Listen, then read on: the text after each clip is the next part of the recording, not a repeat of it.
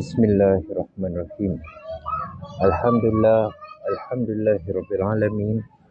Wassalatu wassalamu ala asyrafil anbiya'i mursalin wa ala alihi wa sahbihi ajma'in.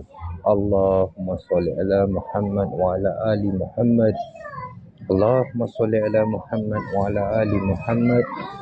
Allahumma sholli ala Muhammad wa ala ali Muhammad. Assalamualaikum warahmatullahi wabarakatuh. Okay, it's been long time I never make video. Ada beberapa perkara why I never make video dah berapa bulan ni, because partly because of my work. Ada, of course, setiap pekerjaan bisnes tu semua ada masalah. And another thing is about my group. I'm having problem with my FB. Jadi I couldn't make post ataupun upload video in any group, kat mana-mana group semua dah tak boleh sampai 16 March. So due to that reason, I have to use my personal Facebook untuk buat this video. Then I will transfer the video after 16 to my group hamba Allah. Firstly, I would like to terima kasih pada semua yang masih with me to be my friend. So sebagai pembukaan, I want to share kutip daripada satu hadis daripada At-Tabrani, buku nombor 5, verse nombor 74, yang tertulis di dalam hadis itu bahawa tidak akan masuk syurga orang-orang yang berdurhaka pada ibu bapa, pada pemabuk, dan juga pada orang-orang yang suka mengungkit. Okay, so basically the topic hari ni about kita lah, diri kita sendiri, about ini, especially about ungkit. Kalau durhaka kepada orang tua tu, I don't think kita, especially my beautiful friend di Facebook ni, tak adalah yang durhaka pada orang tua. Jadi about mengungkit, jadi perkara ungkit ni selalu terjadi pada diri kita sebagai manusia ni, because kita we will have to bila sesuatu perkara terjadi, then we start to ungkit, especially bila kita beri bantuan pada orang. Bila kita beri bantuan pada orang tu, kita selalu mengharapkan balasan yang baik atau terima kasih daripada orang yang kita beri bantuan itu. Jadi kat situlah selalu kita rasa kecewa bila orang yang kita bantu membalas kita dengan something yang kita tak suka. Jadi dengan perkara tu kita dah mula memikir, walaupun sometimes kita tak ucapkan tapi kita dah terfikir, dulu aku pernah tolong dia ni tapi dia tak ingat aku ataupun apa. Jadi kita dah mengungkit. Jadi dari situ kita dah tak ada keikhlasan. And this keikhlasan ini sebenarnya tak ada orang yang tahu. Tu semua rahsia Allah. Mungkin sekarang ni kita akan kata kita ikhlas, sebenarnya kita tidak ikhlas. Mungkin after few months later, bila sesuatu terjadi, kita teringat apa yang kita pernah bantu atau pernah tolong, kita dah teringat. That means kita dah tak ikhlas, kita teringat yang kita pernah bantu dia. Jadi itu masalah yang kita selalu hadapi tentang ikhlas ni. Jadi di sini berkaitan juga dengan topik yang saya nak sampaikan ni, about, I believe antara kita mesti ada pernah terfikir tentang kenapa kita tak dilahirkan pada zaman Rasulullah.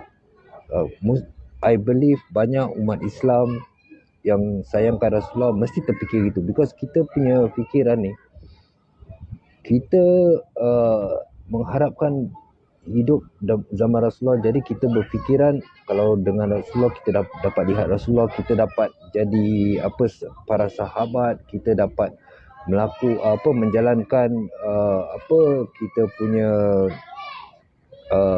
kehidupan iman dan juga cara kehidupan secara Islami. Tapi soalan dia, kenapa Allah tidak melahirkan kita waktu zaman Rasulullah. Ada beberapa perkara yang membuat Allah tidak letak kita di zaman Rasulullah kerana kelemahan kita. Kita adalah tergolong orang-orang yang lemah. Okey, termasuk ni orang-orang yang paling lemah, orang-orang yang sakit. Okey, nanti saya discuss penyakit kita. Orang-orang yang lemah ni, pernah tak kita terfikir kalau kita dilahirkan pada zaman Rasulullah, apakah kita yakin 100% kita jadi pengikut Rasulullah, sahabat Rasulullah, atau kita jadi penentang Rasulullah sallallahu alaihi wasallam seperti Abu Lahab dan yang lain-lain. Kerana kita pun belum tahu kita boleh taat pada Rasulullah.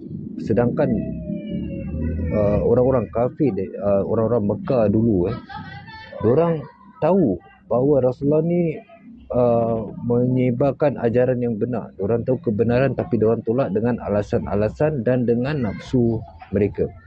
Jadi kita lah termasuk golongan orang-orang yang seperti itu. Seperti kita terlalu banyak alasan, kita terlalu banyak pembenaran kerana kita ikutkan nafsu, logik kita dah start fikir tak ada macam ni. So kita imagine, bolehkah kita jadi pengikut Rasulullah bila zaman tu yang penuh dengan cabaran?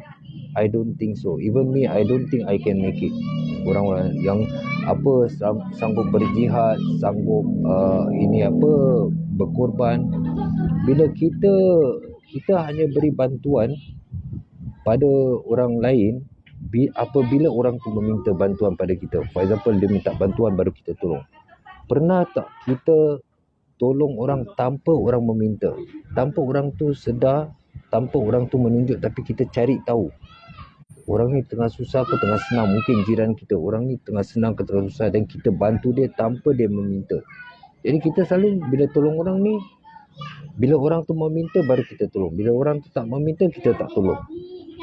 Jarang sekali, memang kalau kita nampak orang tu susah tak sedekah, duduk kita tolong. Tapi what I mean is, banyak lagi orang yang perlukan bantuan yang kita tidak mahu ambil tahu, sehingga stage yang dia harus meminta-minta baru kita bantu. Jadi kita tak ada tu sifat kasih sayang sesama makhluk, sesama umat.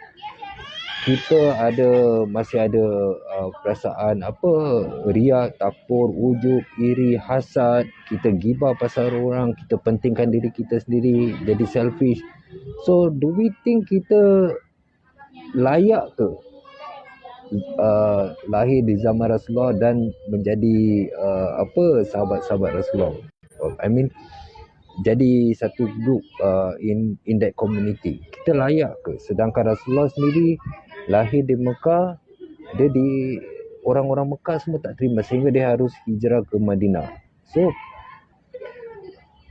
daripada itu kita boleh lihat kita punya ketaatan tu banyak pada orang kafir actually. Kita tak taat pada perintah Rasulullah dan juga pada perintah Allah, of course.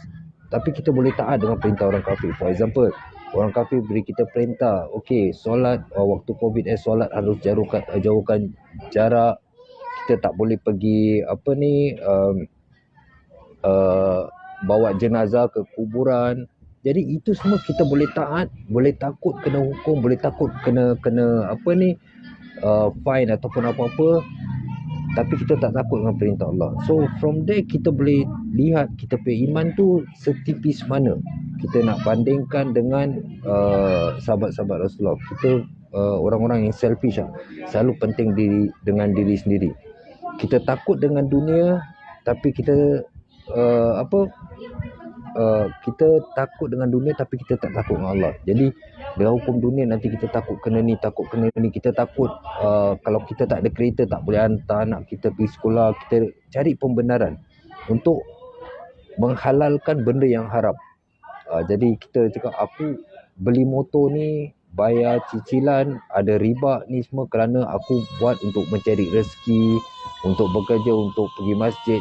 Itu semua alasan. Sedangkan Rasulullah dah kata kita perang dengan riba. Kita berperang. Berperang tu bukan kita hanya tinggalkan, tapi berperang. Macam orang pergi perang. That means kita harus benci. Kita jangan sesekali dekati riba atau involve in riba atau apa-apa. Walaupun apa sekali alasan kita pun. Tapi kita selalu mencari pembenaran. So, di situ kita boleh lihat kenapa kita tak dilahirkan zaman Rasulullah. Kenapa kita tak jadi orang-orang yang terpilih menjadi sahabat-sahabat Rasulullah. If you see Sayyidina Umar Al-Khattab, malam-malam tu, waktu dia menjadi khalifah, dia keluar malam, dia cari orang mana yang susah, siapa yang belum lagi dapat makan, dia cari. Dia tak tunggu orang minta dia sedekah atau bantuan, dia keluar, dia cari. So apakah kita up to that standard? Kita belum lagi sampai up to that standard. Dan satu lagi, especially tentang kita punya halal haram, contoh aurat. Bila kita ni orang wanita, you see, kaum wanita, kaum Hawa, kita tahu bahawa salah satu aurat wanita adalah suara. Itu dah jelas. Termasuk even dalam solat sendiri, suara wanita itu aurat. Bermakna kalau Allah dah tetapkan itu, bermakna dengan orang luar ni yang bukan mahram, memang aurat dia, kita tak boleh cari pembenaran. Tapi kebanyakan orang-orang kaum Hawa ni semua, dia salah gunakan. Jadi bila dengan suami tu, dia membantah, dia tidak taat, dia tinggi suara dan sebagainya. Tapi bila dia dengan orang yang bukan mahram, dia boleh lembutkan dan lunakkan suara dia sehingga orang tu sehingga yang lelaki yang bukan mahram tu tertarik. Ini saya kasih contoh. Dia nak beli barang, nak beli kain. Dia datang, bang, ni harga berapa satu kain ni? Oh, $10.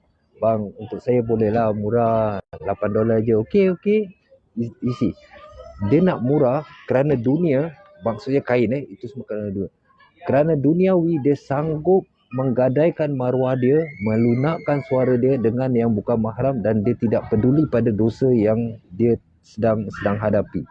Sedangkan dengan suami, bila suami cakap, dah jangan beli kain, terlalu banyak kahwin, alah ini satu, dia menjawab, membantah dan meninggikan suara dan sebagainya. Jadi inilah yang kita harus fikir, kenapa kita tak masuk dalam golongan tidak dilahirkan zaman Rasulullah. Because kita lelaki dan perempuan dua-dua yang kita sekarang ni, kita terlalu lemah.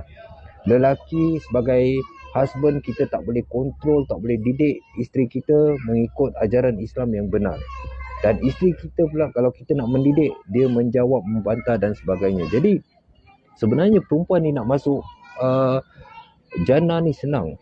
Bila dia taat pada perintah suami yang untuk kebenaran, perkara yang benar, bila dia taat, bermakna dia juga taat pada perintah Allah. Dan di situ salah satu kunci dia masuk jannah. Tapi orang-orang perempuan ni dia pilih untuk tidak taat pada suami. Jadi kat sini ada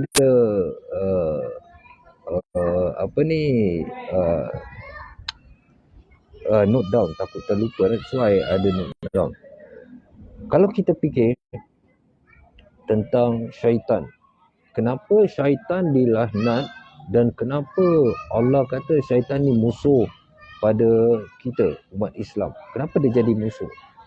Dia jadi musuh Allah, orang yang tidak taat pada Allah. Jadi syaitan tu dia diusir daripada syurga ataupun daripada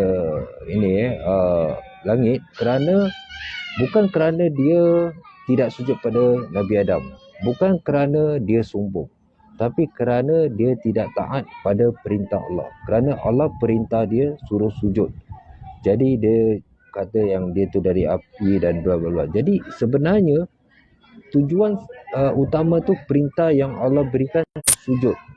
Okay, so perintah tu yang dia harus ambil, tapi dia tidak taat pada perintah Allah, jadi dia tak nak sujud. Jadi kerana perintah tu dia tidak taat, itulah menjadi kemurkaan Allah. Kalau kita lihat pada anak pada Nabi Nuh alaihissalam, the case pun sama. Allah dah perintahkan Nabi Nuh bilang selamatkan keluarga dia untuk naik kapal, tapi anak dia dengan logika dia fikir dia lagi smart, biar aku naik ke gunung yang paling tinggi supaya aku selamat. Dia dengan dia punya ilmu yang tak setitik itu, tak sampai setitik pun, yang tak ada cancel, tak ada ilmu. Dia fikir dia boleh selamat. Dan itulah kerana perintah Allah yang Allah sampaikan pada Nabi Nuh AS pada anak dia, dia tidak taat pada perintah itu, dan kerana itulah dia semua lemas. Jadi kalau kita tak nak jadi kalau kita tak nak dapat kemurkaan daripada Allah, kita harus taat pada perintah Allah. Seperti yang kita selalu baca surah Al-Baqarah ayat 285, yang kita tidak akan membeza-bezakan rasul-rasul. Kita terima semua rasul, ajaran rasul kita terima dan kita taat. Jadi itu salah satu surah Al-Baqarah 2 ayat 289. Ada yang dipanggil surah Anbiya. Kat situ pun kita dah tahu, kami tidak membeza-bedakan seorang pun daripada nabi-nabi dan rasul-rasul, dan kami berkata kami dengar dan kami taat, tapi kita tak taat. Sampai bila? This is our problem. Kita cuma tahu lafazkan, tapi kita tidak melakukan. Jadi that is the problem. Jadi bila kita tak taat pada perintah Allah, tak taat pada perintah Rasulullah, bermakna kita mencari kemurkaan Allah. Itu, this is very simple. Jadi kita tak boleh selalu cari pembenaran. This is very dangerous. Islam tu Allah dah set, tidak ada Islam ni zaman Rasulullah gini, zaman tidak ada zaman. Rasulullah jadi Nabi yang terakhir, Rasul yang terakhir untuk seluruh zaman sampai kiamat. Jadi kerana kita tak taat pada Allah, kita dapat kemurkaan Allah. Jadi bila kita fikir balik tentang umur kita sekarang, berapa umur kita? Like me Alhamdulillah, I'm baru 27 tahun So, you see, Allah beri kita kesihatan dan umur yang panjang sehingga saat ini. Kita mengerjakan solat setiap hari selama kita hidup. Allah beri kita kesempatan untuk mendapatkan ilmu, seberapa banyak ilmu. Tapi berapa di antara kita yang really 100% faham solat kita? Kita jangan kata tentang soal lain. Ini about solat. Apakah kita tahu kenapa kita kena takbir? Apakah kita tahu kenapa takbir tu tangan dua-dua harus angkat ke atas? Apakah maksud makna translate dalam bahasa kita? Apakah kita faham semua setiap ayat yang kita baca dalam solat daripada permulaan takbir sehingga beri salam? Apakah kita tahu apa erti solat sebenar? Jadi kita kerjakan solat tu setiap hari, kita masih tak tahu apa makna dia yang kita lafazkan, surah-surah yang kita lafazkan, ayat-ayat dan doa-doa yang kita lafazkan, kita tak tahu. Kita tak nak ambil tahu, sedangkan Allah dah beri kita kesempatan dan kesihatan dengan umur yang panjang untuk dapatkan knowledge, tapi kita tak peduli untuk memahami kerja yang kita lakukan setiap hari 5 kali ni. Jadi kita ada alasan-alasan lain. So this is the thing yang menjadi masalah bagi kita. Jadi the thing is, kita ni sebenarnya ada penyakit. Like I said, penyakit kita ni, kita tak boleh terima nasihat. Kita selalu salahkan orang, kau boleh nasihatkan aku tapi dengan cara baik. So kita menyalahkan orang yang beri nasihat kita. Kita nak orang tu nasihatkan kita dengan cara baik, yang sesuai dengan kita. Tapi kita tak tengok bahawa nasihat tu sebenarnya important, satu ilmu, dan juga ini adalah perintah Allah. Jadi apa yang kita nampak, kita lihat pada siapa yang memberi kita nasihat dan kita judge. Orang ni pemabuk, buat apa nak nasihat aku? Dia pegang beer, dia pegang alkohol, tapi dia bilang aku jangan minum alkohol, haram. So kita akan cakap, kau minum tapi kau nak nasihat aku. So kita masih belum faham konsep nasihat. Kenapa orang pemabuk itu bilang kita jangan minum alkohol, jangan minum khamar kerana haram? Kerana Allah melihatkan kita, kalau kita minum jadi macam dia, dan dia menyampaikan nasihat itu sebenarnya daripada Allah. Allah menggunakan dia sebagai asbab untuk sampaikan pada kita. Jadi itu yang kita nak faham. Kita bukan judge orang yang nasihatkan kita, tapi kita nak kena tengok nasihat tu apakah benar atau tidak. So bila kita think about dosa pula, kita kata dosa kecil, jadi kita start to use kita punya measurement, kita punya takaran. Bila kata pasal dosa kecil, kita anggap kecil pada apa yang kita faham. Oh, kecil, mungkin kecil seperti straw ni, I can say, okay, mungkin for me kecil ni seperti straw. Jadi kita tak tahu berapa perkataan kecil tu bagi Allah tu DP size seperti apa. Untuk for example like me, contoh I ada rumah yang punya 2 bilik tidur atau 2 kamar tidur. My friend ada rumah yang 5 bilik tidur. So I akan katakan rumah aku kecil, rumah kau besar, 5 bilik. Tapi I ada kawan yang rumah dia cuma 1 bilik, rumah studio yang tak ada bilik tidur. Dia akan katakan rumah I ni besar, rumah dia ni kecil. Jadi bila comes to dosa kecil, kita jangan anggap dosa kecil tu terlalu remeh. Kita jangan fikir ini dosa kecil, tak ada apa-apa, boleh diampunkan. Memang betul. Tapi kita jangan remehkan, kerana dosa kecil tu kalau kita tak sempat taubat, mungkin dosa kecil tu sebesar dunia. So apakah itu cukup untuk kita tanggung that kind of size? Dan juga tentang pahala. Bila kita kata pahala kecil, ini cuma pahala kecil, ini cuma sunnah je, kita jangan lakukan. Apakah kita tahu pahala kecil tu saiz dia seperti apa? Mungkin pahala yang kecil, sekecil pahala tu, dia saiz seperti alam, bumi, matahari dan dunia semua. So kita tak tahu. Jadi kita jangan gunakan kita punya anggapan based on kita punya otak yang kecil ni untuk membuat satu calculation dosa besar sebesar ini, dosa kecil sekecil ini. So this is the thing that we have to understand. Okay, I think itu je yang I nak share. Tapi ini I cuma nak share ada question yang I dapat melalui messenger. Tapi this question actually dah lama lah, berapa bulan lepas. Cuma I just select 5 which I think maybe ni something that I can share lah. Dia tak tu personal, tak buka aib orang ni semua. Okay, first question ni ada hamba Allah ni tanya, is the hadith authentic if we make doa to die as matter sincerely, Allah will reward and okay. Soalan dia, apakah doa ini adakah hadis ini sahih? Jika seseorang itu berdoa untuk mati sebagai syuhada atau mati syahid, doa itu akan diterima dan dia akan mendapat pahala. Okey. Itu memang ada, memang benar, memang sahih. Itu memang tertulis di Sahih Bukhari, nombor 1909 ke 1990. I something like that, 1990 atau 1909 hadis itu dari Sahih Bukhari. Okey, Allah berfirman sesiapa yang berdoa untuk mati sebagai syuhada, mati syahid, doa itu akan diterima Allah insya-Allah, dan juga dia akan dapat pahala daripada doa yang diminta. Walaupun dia mati di atas tempat tidur, dia akan tetap diterima sebagai mati sebagai syuhada. So that is a very strong hadis daripada Sahih Bukhari. Second question about camel's meat. Okay, ni camel's meat ni daging unta buat wuduk ni ramai yang pernah dengar. Sebenarnya this question dah banyak kali orang tanya, even kat YouTube pun kita boleh cari lah. Okay, camel's meat, daging unta ni, because ada dispute dalam ulama di antara ulama. Kalau daripada Imam Hanbali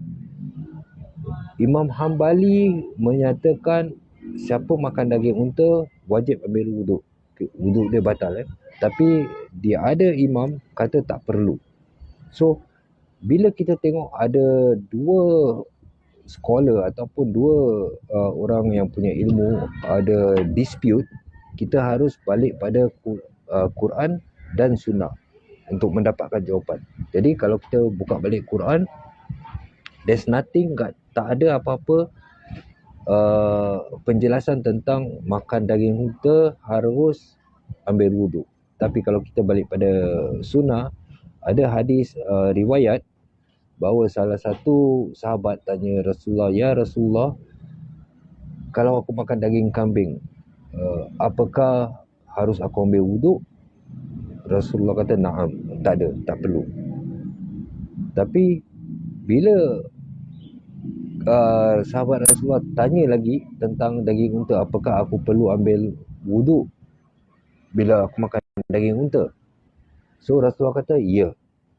Okay, now the question is, kenapa? Kenapa daging unta ni kita harus ambil wuduk? Kenapa yang lain tidak perlu ambil wuduk? Jawapan dia, none of our business. Kita tak perlu tahu. Kenapa? Apa yang kita perlu tahu, kita harus taat. Rasulullah kata perlu ambil wuduk, kita ambil wuduk. Dah, kita jangan question apa-apa, melainkan ada penjelasannya dalam hadis-hadis lain. Kalau tak ada penjelasan, kita jangan pandai-pandai cari penjelasan.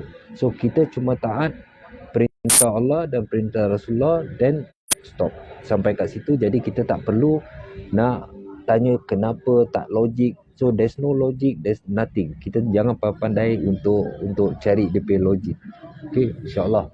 So, the third question ni, I cuma ambil 5. The third question is, do we have to complete surah when solat? Okay, we have to complete surah when solat. Ini actually ada two things that we have to understand. Because kalau macam this kind of question tak berapa clear, ni macam general question. Jadi I have to explain on both angle. Okay, firstly, bila kita solat berjemaah, that means ada imam, kita wajib mengikut imam. Jadi contoh kita masbuk, kita datang lambat, kita masuk, imam dah berdiri tengah nak rukuk, kita mula baca Al-Fatihah. Jadi terus bila imam rukuk, kita wajib ikut imam. Tapi sekarang kita punya Al-Fatihah ni belum habis. Apakah kita wajib completekan ataupun tak perlu? Okey, kita tidak perlu completekan, tapi kita harus berhenti ke ayat yang ada makna. That means kita berhenti tu ada makna, bukan ayat yang tergantung. Kita tak boleh berhenti, contoh iyyaka terus kita stop kat situ, kita rukuk. Okey, tu ayat tu tergantung, tak ada. So kita habiskan verse tu, ayat tu, baru kita stop di situ. Contoh Alhamdulillahirrabbilalamin. Okay, kita stop terus kita rukuk. Okay, jadi kita habiskan satu ayat tu. Jangan tergantungkan. Okay. Tapi kalau kita solat bersendirian, kita letaklah kita nak baca surah Yasin waktu solat. Jadi kita dah ada niat. So itu tergantung dengan niat kita. Bila kita nak solat, nak baca surah Yasin di dalam solat, apakah kita punya niat ni kita nak baca komplit atau sekadar kita rasa aku nak baca surah Yasin. Kalau kita dah ada niat aku nak komplitkan surah Yasin, that means kita wajib komplitkan surah Yasin tu, baru kita rukuk dan seterusnya. Tapi kalau kita cuma rasa aku nak baca surah Yasin dalam solat, jadi kita boleh berhenti di tempat-tempat yang tertentu.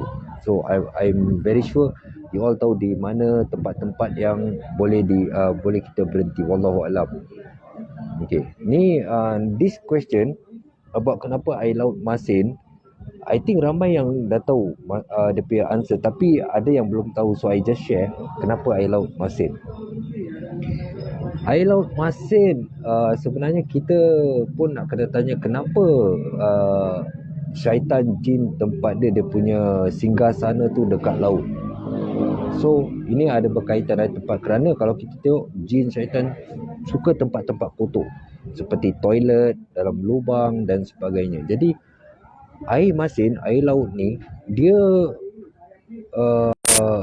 sebenarnya tempat pembuangan, tempat membuang waste, tempat waste lah. Jadi apa-apa kotoran, bangkai, apa semua kita buang, air tu pergi kat sungai, sungai pergi kat laut, so merebat. Tapi when we see, Allah ciptakan air laut ni masin untuk preserve kotoran itu menjadi bersih. Jadi bumi ni tak kotor. Kalau kita tengok dalam kolam, telaga, perigi dan sebagainya, air tawar ni. Bila satu tikus mati ataupun kita buang sampah, air tu terus jadi kotor. Dan kita tak boleh ambil wuduk because air tu kotor. Harus tempat besar seperti sungai dan sebagainya. Sungai pun kalau air tu tak mengalir, bertakung, air sungai tu akan berbau jadi kotor. Tapi kalau air laut tidak akan berbau, tidak akan berubah, tidak akan jadi kotor. Walaupun 10 ekor ikan paus mati di situ, bangkai ikan paus pun tidak akan kotor. Jadi dia ada satu sistem yang Allah ciptakan laut ni tempat pembuangan kotoran. Jadi itulah kelebihan air laut yang tidak akan berubah, yang kita boleh ambil ghusl, kita juga boleh ambil wuduk dan sebagainya dengan air laut, insyaAllah. Okay, and last question ni about gempa. Ini pun I know this guy tanya because baru-baru ni sejak last year bulan 10 tu banyak kejadian gempa bumi di Sukabumi, di Cianjur, baru-baru ni di Turki, di Syria dan banyak tempat. So ada juga video-video di YouTube orang mengerjakan solat walaupun waktu gempa tu dia teruskan solat walaupun semua tengah bergegar. Okay, soalannya something like apakah kita teruskan mengerjakan solat ataupun kita boleh tinggalkan. Okay, ini I tak boleh beri jawapan ataupun verdict boleh atau tak boleh. Tapi kita harus lihat daripada apa yang Allah telah firman pada kita dan juga apa yang Rasulullah pernah sampaikan kepada kita. Jadi sekarang kita lihat seperti ini. Kita Allah berfirman, kita sebagai manusia, kita harus ikhtiar untuk menyelamatkan diri kita. So kita tak boleh terus tawakal, kita harus berikhtiar. Bermakna kalau kita terus tawakal, kita tutup mata, kita seberang jalan, walaupun tempat tu banyak kenderaan, kita tutup mata, aku tawakal, kalau ajal aku mati, kita terus seberang. Jadi kita kena langgar. Apakah itu perbuatan yang bijak atau tidak? Jadi kita tak boleh tawakal. Tawakal tu kita harus usaha baru tawakal. Jadi sama juga bila kita sakit, kita punya diabetik, yang kaki kita punya luka yang tak boleh baik sehingga kita kena potong. Jadi kita pilih untuk kita potong kaki kita untuk menyelamatkan supaya penyakit itu tidak membiak, tidak merosakkan sehingga boleh bawa maut, ataupun kita potong untuk menyelamatkan diri kita. Jadi daripada perintah Allah yang ini, kita harus lihat waktu gempa tu, seberapa berat gempa itu, dan juga awi dalam keadaan berbahaya yang boleh membahayakan diri kita, ataupun gempa yang tidak berbahaya. Okey, kita lihat bila kita solat dan gempa, satu batu jatuh di atas kita tapi kita tak mati, tapi kita dah menyakiti diri kita, menyusahkan orang-orang sekeliling kita. Kalau kita mati tu insya-Allah syahid, tapi kalau kita tak mati, okay, kita harus lihat daripada that point of view. Secondly, kita try to imagine kita tengah solat ni, terus ada satu macan harimau datang ke kita. Apakah kita teruskan solat tawakal ataupun kita lari menyelamatkan diri? Daripada situ we can see kita boleh relate dengan gempa. Jadi kalau kita kata kita nampak harimau, kalau like me kalau wuduk masih ada, then you can continue to solat. Tapi kalau wuduk dah tak ada, then lari aja, selamatkan diri. Why I say this? Because you see, bila kita dah nampak harimau kat depan, apakah kita masih ada wuduk? Mungkin waktu tu kita nampak harimau, kita dah terkencing-kencing, kita dah terkentut-kentut. That means wuduk dah tak ada. So lebih baik lari. Okay, that is the kefahaman. Wallahualam, Allah saja yang tahu. So I cannot give the answer for this definite answer. I boleh kasih gambaran untuk you all dapatkan jawapan mungkin dengan orang yang punya ilmu. Okay, so sebelum I nak tutup ni, I want to come back about the sakit yang I katakan kita ni orang-orang sakit.